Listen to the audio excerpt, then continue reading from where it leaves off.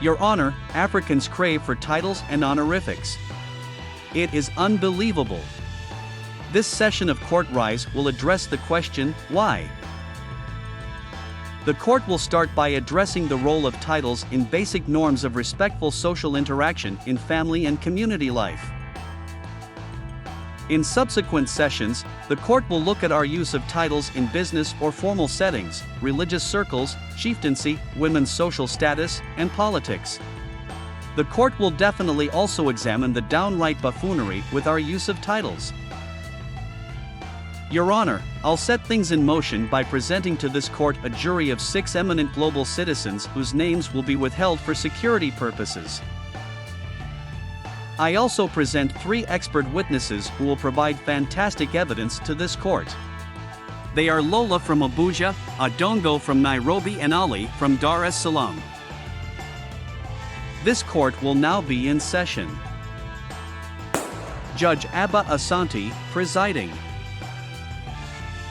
Expert Lola, please. Your Honor, Africans are not rude people.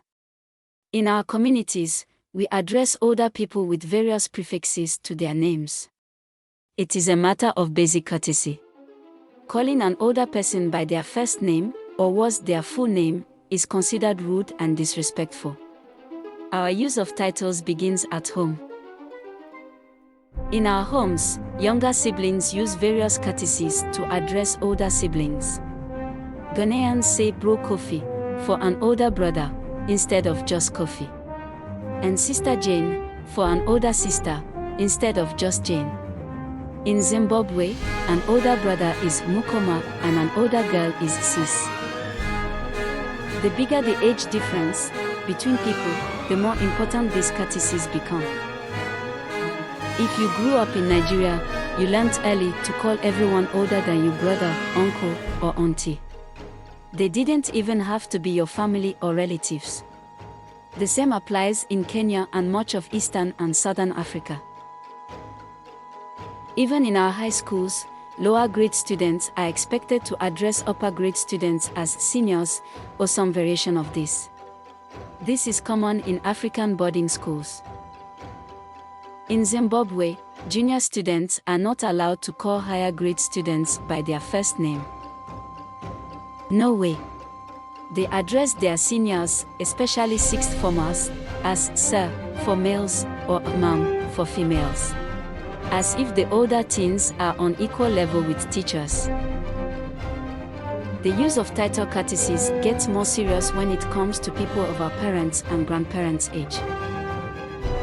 We say Uncle Tony or Papa Tony instead of just Tony, Auntie Mary or Mama Mary instead of just Mary.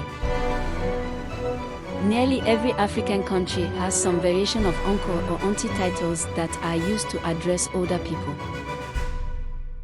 In Kenya, women over 21 are addressed as Mama. Men over 35 are often addressed as Mzee.